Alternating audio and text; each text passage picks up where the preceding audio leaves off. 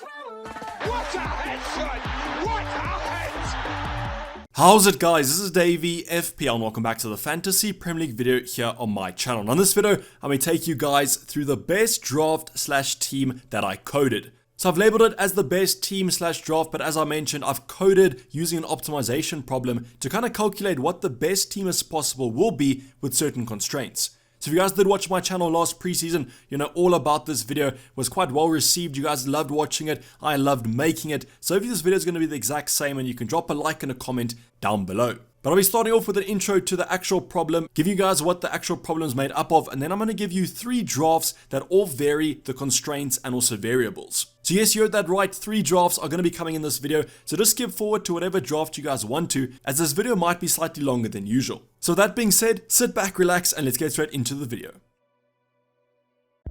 This video has been sponsored by FantasyFootballFix.com, introducing the Elite XI Team Reveal, the most advanced team reveal to date, with push notifications allowing you to track every move these managers make throughout the season.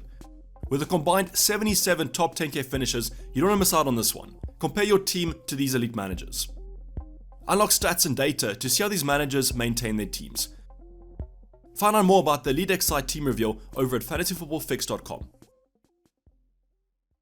Now in terms of optimization, you might be asking what is it? If you guys are kind of comfortable with this definition, just skip forward. You guys can go check out how I actually created the algorithm and the draft that actually was produced from it. But if you guys don't know what I'm talking about, I'm going to be going over 3 factors that make up this optimization problem. So in terms of any problem, you guys have to define your variables, and the variables used in this upcoming draft are going to be total points from last season, price, then also position. So yes, this first draft is going to use the points from last season. So if you guys did watch my kind of review videos from defenders, goalkeepers, midfielders and forwards, a lot of these players might be quite similar to you because they did perform quite well last season. Then in terms of price and also position, those are going to come into account later on. But basically what an optimization problem does is that it tries to find the minimum or the maximum of any given equation. So you guys can think of any kind of graph that you used in high school, university, that sort of thing. Let's just say you were trying to find the maximum Y value for whatever X value that you enter. You'll just kind of trace along the graph till you get to the highest point. If you think of a parabola, that's going to be the turning point. But in terms of this FPL problem, we're going to actually maximize points returns. So what I mean by this is that you can just think of this equation being kind of a bunch of X values that represent each individual player. Then we've got a Y value that's going to be kind of their total points. X times Y for all those players summated will give you your final equation.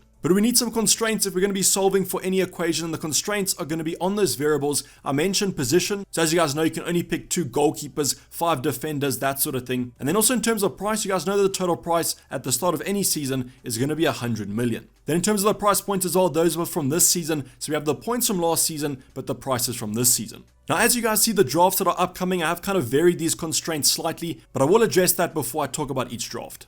Now, if you guys do have any questions about optimization, let me know in the comments down below. I'll be giving you guys a massive optimization problem, but thanks to Fantasy Football Fix's algorithm, I don't actually have to do too much coding. What I mean by that is that with optimization, obviously using the past points is useful, but using future points is really where the key value is held, and that's why we're using the projected points from Fantasy Football Fix to create the best team possible next week. But for now, enjoy this simple optimization problem, but as I said, any comments down below, I'll try and reply to as many as possible. So now let's get on to the first optimization drafts. This is going to be the first best team that I did calculate using last year's points, but also this year's prices. Now the first thing I want to draw your attention to is on the right hand side. You guys can see that I have opted for a bench. Now what I actually did was I did not solve for a bench. What I mean by that is that I didn't go and kind of calculate options such as a Neco Williams, an Andreas Pereira, that sort of thing. I simply used this as a price constraint. So what I did was I minus 17.5 million from the total price point to give me the cheapest bench as possible. Now you guys will see in the next draft that I've solved for a 4.0 defender, but for now I just assumed that the cheapest price for each position was 4.5 million, except for the 4.0 goalkeeper. So basically what I'm saying here is that the starting 11 cost 100 minus 17.5 million, and that was my new price constraint. So now let's get on to the actual starting 11, and the first selection is going to be quite a debatable one. It's actually Alisson from Liverpool. So you guys know how much I raved about the price point that Alisson came in at. When you took last season's points and this season's price, 5.5 million is an absolute steal. So what's interesting to see here is that Alisson was actually the selected goalkeeper, and therefore in terms of optimization, he might actually be the best one to go for. But you guys can let me know in the comments down below what you guys think about Alisson. I personally think that he's underpriced, but you guys might be arguing that Robertson might be slightly better because of that more attacking threat. Speaking of Liverpool's attacking threat, the first defender or outfield defender to go for is going to be Trent Alexander-Arnold, which I have no complaints about. Nice to see that Trent at 7.5 million is still a great asset to have. Likewise with Cancelo at 7.0 as well. Both these two assets should be kind of mainstays, and personally I have them in my own draft. But here's where things kind of switch up a bit. We've got Laporte at 6.0 million. So yes, the algorithm is favoring kind of a Man City double up. So maybe instead of going for Alisson, you could go for Edison, for example. But that could also be a variation that you guys do come up with. The last two defenders are going to be Gabriel and Matty Cash. And you guys will understand this because if you guys watched my defender review video, Gabriel and Matty Cash are some of the best value options in that defensive department.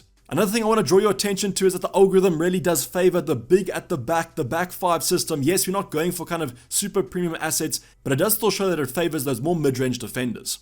We're now going to move on to the midfield department where things still start off quite tempered. We've got Mo Salah here, which is always nice to see. It's always nice to be backed up with your decisions, and I have not removed Mo Salah from any of my drafts. 13.0 million, yes, it is expensive, but what I will also add is that I did solve for captaincy. So basically what that means is that there has been an option selected that will be captained over the entire season, and that probably was going to be Mo Salah.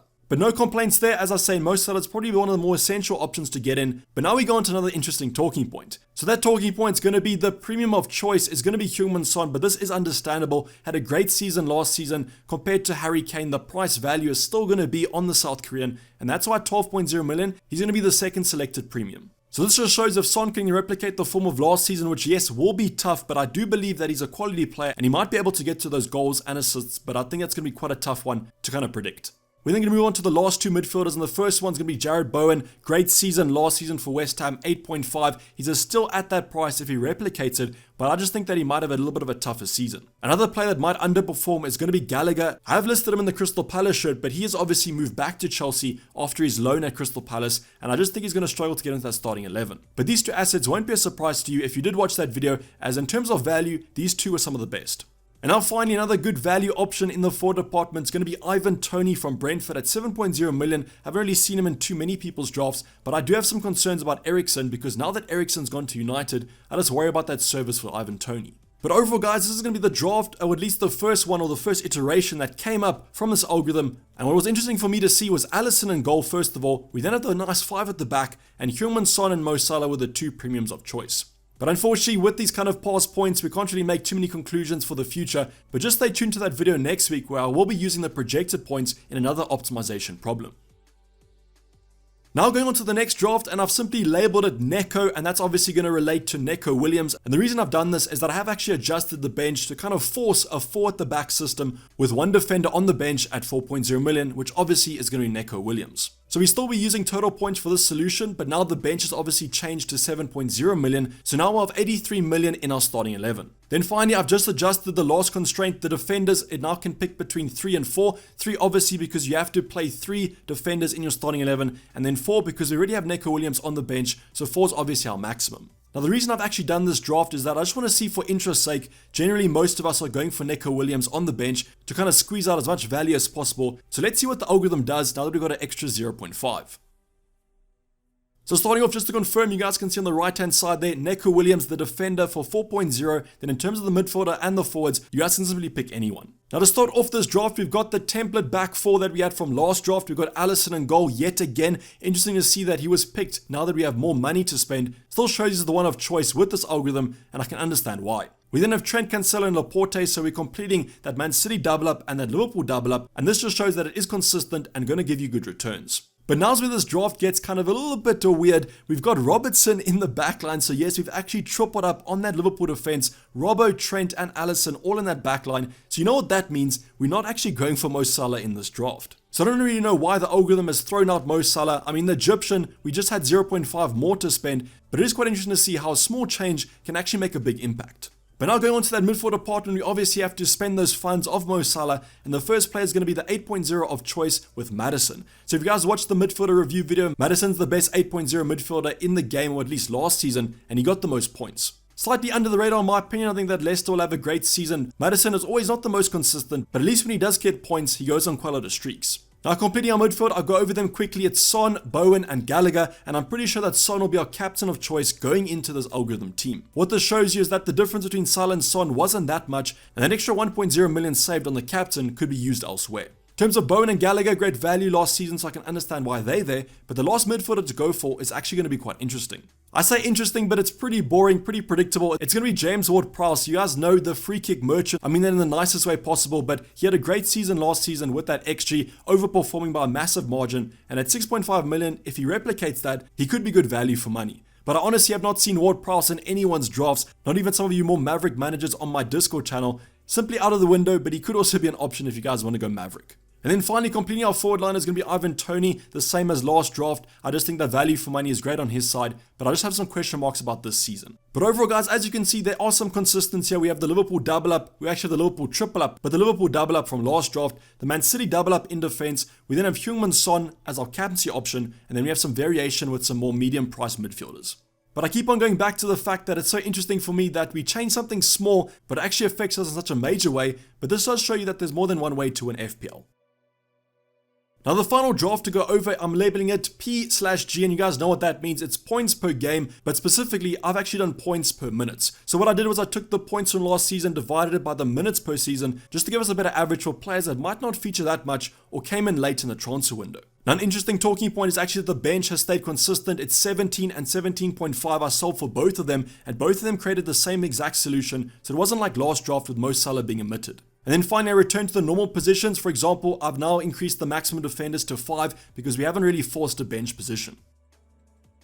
So in terms of this draft, I just labeled the right hand side as a 4.0, but this would then have 0.5 left in the bank. But as I mentioned, the bench doesn't make a difference at all. So starting off in goal, we've got Guaita at 4.5 million. So a little bit of a change here. I mean, the Crystal Palace goalkeeper, when he did feature, had a great points per minute return, and that's why he has been selected here. Now this does bring focus, as I mentioned with my goalkeeper and defenders, that the Crystal Palace defense, in my opinion, is being overlooked, but as soon as they have great fixtures, I'm going to jump on that bandwagon. There's some question marks about who's going to start between the sticks for Crystal Palace, so let's just wait and see in the preseason. We then move on to our double up in the Liverpool defense, Robertson and Trent, which I like to see. In terms of the points per game, these players basically featured on every single game, so to have such a high points per game metric just shows you our quality of options these guys are. Then we have Reece James. Who would have expected that? Definitely Reece James, the highest points per game in terms of the defenders, so I really just hope that he stays fit and can have a great season. A little bit surprised there with Chalobah as the double up from that Chelsea defense, with all the centre backs leaving, but with them signing new ones, I do doubt that Chalobah might get too many minutes though. We're now going to move on to our midfield department, and like Trent and Robbo, we have Salah from Liverpool, which just shows you basically played every single game, so to have a points per game metric that high is simply outstanding. The same could be said about Kevin De Bruyne. I know he hasn't really featured that much last season. He did feature more than the prior season where he was actually injured, so just imagine if De Bruyne features in every game, absolute FPL gold. Staying on the theme of Man City, Mahrez is another player that I've really hyped up through my midfielder review video, and you guys just know his points per game or points per minute is absolutely outstanding. I just hope that he features for Pep Guardiola. He has just signed a new long-term contract, so I do hold thumbs, and I'm hoping for a big season from Riyadh. Now, last two midfielders to go for are going to be Kulusevski, understandable, had a great end to last season, joined in January, had a great kind of 6 months, 4 months, whatever you guys want to say, but it is just a little bit of a pity that Richarlison's just signed for Spurs. But who kind of knows, maybe Kulusevski, it's still his place to lose, I do believe that, but with Richarlison in the wings, and as much as Conte likes to rotate, I do worry about the ginger Swede. Our final midfielder to go for is going to be Visa from Brentford, and like Kulusevski, they've also just signed, I think, a left wing or a right wing, whatever side Visa does play, but at 5.5, he was my option of choice, but now because of that rotation, I've actually gone off him. And then finally, we got Iheanacho in that forward line at 6.5 million. I've seen him in no one's drafts, but that's understandable. Jamie Vardy is going to be your main man for Leicester. You also have Daka in the wings that will compete with Iheanacho for that second spot. But it is nice to see if maybe he gets some game time. We will have some good returns from Iheanacho, and at 6.5 million, it's actually a nice cheap striker to go for. But overall, guys, I would classify this as the more differential kind of team. You guys can see there's one or two options that I probably wouldn't go for, but it's nice to see that the more premium, such as Trent, James, Robbo, and Salah, have good returns. Kevin De Bruyne for me is also an interesting one with everyone on Haaland. Maybe De Bruyne is an interesting punt to go for, and definitely is the best option in terms of captaincy. But let me know what draft's your favorite down in the comments below, and also let me know if you're interested in more optimization videos. As I did mention, next week we'll be doing one on projected points, which I think will be slightly more useful. But this is basically wrap up for you guys. Hopefully you did enjoy it. Please don't forget to like if you did, and subscribe if you haven't subscribed yet. I'll be seeing you guys for loads more content this week, so make sure that you like the video and also subscribe so that you do get notifications. But I'm signing off. It's been Dayvy FPL, and I'm out. Cheers. Bye.